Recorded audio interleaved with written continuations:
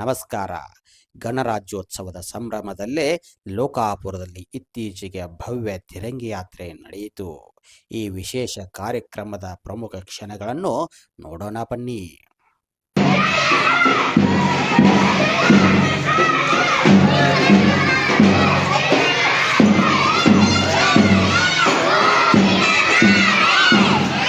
ಲೋಕಾಪುರದ ಸಿರಿಗನ್ನಡ ಶಾಲೆಯಲ್ಲಿ ಭಾರೀ ಪ್ರಮಾಣದ ತಿರಂಗಿ ಯಾತ್ರೆಯನ್ನು ಆಯೋಜಿಸಲಾಗಿತ್ತು.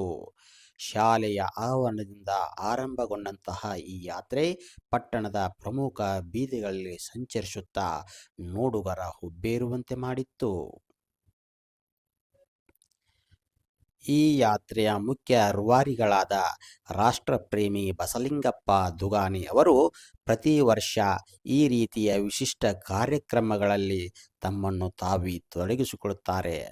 ಯುವಜನರಲ್ಲಿ ರಾಷ್ಟ್ರಭಕ್ತಿ ಮತ್ತು ದೇಶ ಪ್ರೇಮವನ್ನು ಬೆಳೆಸುವ ಉದ್ದೇಶವೇ ಈ ತಿರಂಗಿ ಯಾತ್ರೆ ಅಂತ ಹೇಳ್ತಾರೆ. ಯಾತ್ರೆಯು ಸ್ಥಳೀಯ ಜನರಲ್ಲಿ ವಿಶೇಷ ರೋಮಾಂಚನ ಮತ್ತು ಉತ್ಸಾಹ ಮೂಡಿಸಿದೆ. ಹೀಗೆ ಲೋಕಾಪುರದಲ್ಲಿ ಹಬ್ಬದ ವಾತಾವರಣ ಮಾತ್ರವಲ್ಲದೆ ರಾಷ್ಟ್ರಭಕ್ತಿ ಸಂದೇಶವೂ ಹರಡುತ್ತಿದೆ. ನಮಸ್ಕಾರ ವೀಕ್ಷಕರೇ, ವೆಲ್ಕಮ್ ಟು ಡಿವೈನ್ ಮೀಡಿಯಾ. ವೀಕ್ಷಕರೇ, ಇವತ್ತು ನಮ್ಮ ಜೊತೆ ಗಣರಾಜ್ಯೋತ್ಸವದ ವಿಶೇಷವಾಗಿ ಒಬ್ಬ ರಾಷ್ಟ್ರ ಪ್ರೇಮಿಗಳಾಗಿರ್ತಕ್ಕಂತಹ ಬಸಲಿಂಗಪ್ಪ ದುಗಾನಿ ಅವರು ನಮ್ಮ ಜೊತೆ ಇದ್ದಾರೆ. ಇವರ ವಿಶೇಷತೆ ಏನು ಅಂತಂದ್ರೆ, ಇವರು ತಮ್ಮ ಸ್ವಂತ ದುಡ್ಡಿನಿಂದನೇ 1000 ಫೂಟಿನಷ್ಟು ಒಂದು ಬೃಹತ್ ಆಕಾರದ ಒಂದು ರಾಷ್ಟ್ರ ಧ್ವಜವನ್ನು ನಿರ್ಮಾಣ ಮಾಡಿ ಅದನ್ನ ನಾಡಿನ ಮೂಲೆ ಮೂಲೆಗಳಿಗೂ ತಲುಪಿಸುವಂತಹ ಕೆಲಸವನ್ನ ಮಾಡ್ತಾ ಇದ್ದಾರೆ. ಶಿಕ್ಷಣ ಪ್ರೇಮಿಗಳು ಜೊತೆಗೆ ರಾಷ್ಟ್ರ ಪ್ರೇಮಿಗಳಾಗಿರ್ತಕ್ಕಂತಹ ಬಸಲಿಂಗಪ್ಪ ದುಗಾನಿ ಅವರು ನಮ್ಮ ಜೊತೆಗಿದ್ದಾರೆ. ಆ ರಾಷ್ಟ್ರ ಧ್ವಜದ ವಿಶೇಷತೆ ಏನು ಅನ್ನೋದನ್ನ ಅವ್ರ ಬಾಯಿಂದನೇ ಕೇಳೋಣ ಬನ್ನಿ. ನಮಸ್ಕಾರ ಬಸಲಿಂಗಪ್ಪ ಅವರೇ. ನಮಸ್ಕಾರ ಸರ್, ಇದು ತಾವೇನು ಒಂದು ರಾಷ್ಟ್ರ ಧ್ವಜವನ್ನ ನಿರ್ಮಾಣ ಮಾಡಿದಿರಲ್ಲ, ಈ ಭಾವನೆ ಯಾಕೆ ಬಂತು, ಈ ಆಲೋಚನೆ ಯಾಕೆ ಬಂತು ಅಂತ ತಮ್ಗೆ? ಸರ್, ನನಗೆ 2017-18ರಲ್ಲಿ ನಾನು ಮೊದಲಿಗೆ ಶಿಕ್ಷಣ ಪ್ರೇಮಿ. ಒಂದ್ ಮಾತು ಏನ್ ಹೇಳಕ್ ಇಚ್ಛೆ ಪಡ್ತೀನಿ ಅಂದ್ರೆ, ನಾನು ವಾರದಲ್ಲಿ ಒಂದಿನಾದ್ರೂ ದೇವಸ್ಥಾನಕ್ಕೆ ಹೋಗ್ತೀನಿಲ್ಲ ಗೊತ್ತಿಲ್ಲ, ಆದ್ರೆ ಯಾವ್ದಾದ್ರು ಒಂದು ಸ್ಕೂಲಿಗೆ ಹೋಗಿ ಆ ಶಾಲೆಯ ಮಕ್ಕಳು ಮತ್ತು ಶಿಕ್ಷಕರೊಂದಿಗೆ 1 ಗಂಟೆಗಳ ಬೆರ್ತಾಗಿ ನನಗೆ ಮನಸ್ಸಿಗೆ ಸಮಾಧಾನ ಆಗತ್ತಂತ ಹೇಳಕ್ ಇಚ್ಛೆ ಪಡ್ತೀನಿ. ಅದಕ್ಕಾಗಿ ಶಾಲೆಗಳಲ್ಲಿ ಮಕ್ಕಳಿಗೆ ವರ್ಷದಲ್ಲಿ ಜನವರಿ 26 ಮತ್ತು ಆಗಸ್ಟ್ 15ರಂದು ಸ್ವಾತಂತ್ರ್ಯ ದಿನಾಚರಣೆ ಮತ್ತೆ ಗಣರಾಜ್ಯೋತ್ಸವ ನಿಮಿತ್ತ ಶಾಲೆಗಳಲ್ಲಿ ಪ್ರಭಾತ್ ಪೇರಿ ಹೋಗ್ತಿರ್ತಾವ ಹುಡುಗರು.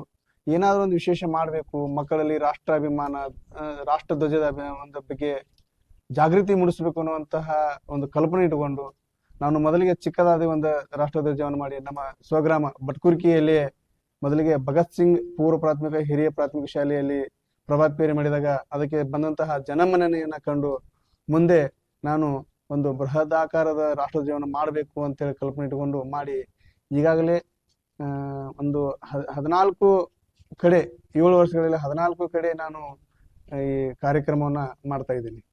ಎಲ್ಲೆಲ್ಲಿ ಮಾಡಿದ್ದೀರಿ? ಮೊದಲಿಗೆ ಬಟ್ಕುರ್ಕಿ ಗ್ರಾಮದಲ್ಲಿ ಆಗಿದೆ, ನಂತರ ರಾಮದುರ್ಗದಲ್ಲಿ, ಲೋಕಾಪುರ, ಜುನ್ನೂರು ಸರ್ಕಾರಿ ಹಿರಿಯ ಪ್ರಾಥಮಿಕ ಶಾಲೆ, ಬೀಳಿಗೆ ತಾಲೂಕಿನ ಜಾನಮಟ್ಟಿ ಸರ್ಕಾರಿ ಹಿರಿಯ ಪ್ರಾಥಮಿಕ ಶಾಲೆ, ಬಾಗಲಕೋಟೆ ತಾಲೂಕಿನ ಕಲಾದಿಗೆಯ ಗಂಡು ಮಕ್ಕಳ ಹಿರಿಯ ಪ್ರಾಥಮಿಕ ಶಾಲೆ, ನಂತರ ಬೀಳಿಗೆ ತಾಲೂಕಿನ ಸಿದ್ದಾಪುರ ಸರ್ಕಾರಿ ಪ್ರಾಥಮಿಕ ಶಾಲೆ ಪ್ರೌಢಶಾಲೆ, ನಂತರ ಇದೇ ಮುಧೋಳ ತಾಲೂಕಿನ ಕರ್ನಾಟಕ ಪಬ್ಲಿಕ್ ಸ್ಕೂಲ್ ಬಸವರಾಜ್ ಹೊರಟ್ಟಿ ಅವರ ಸ್ಕೂಲ್ನಲ್ಲಿ ಕಳೆದ ಆಗಸ್ಟ್ 15ರಂದು ಒಂದು ಭವ್ಯವಾದ ಪ್ರಭಾತ್ ಪೇರಿ ಆಗಿದೆ ಅಂತ ಹೇಳಕ್ ಇಚ್ಛೆ ಪಡ್ತೀನಿ.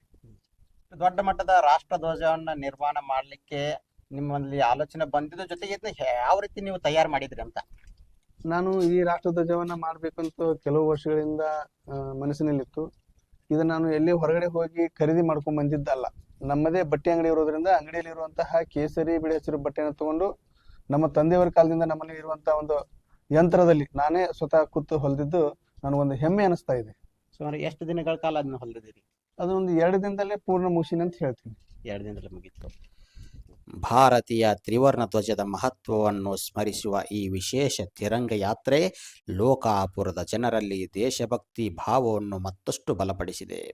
ಇಂತಹ ಇನ್ನಷ್ಟು ಸ್ಥಳೀಯ ಸುದ್ದಿಗಾಗಿ ನಮ್ಮ ಯೂಟ್ಯೂಬ್ ಚಾನಲನ್ನು ಸಬ್ಸ್ಕ್ರೈಬ್ ಮಾಡಿ. ಜೈ ಹಿಂದ್.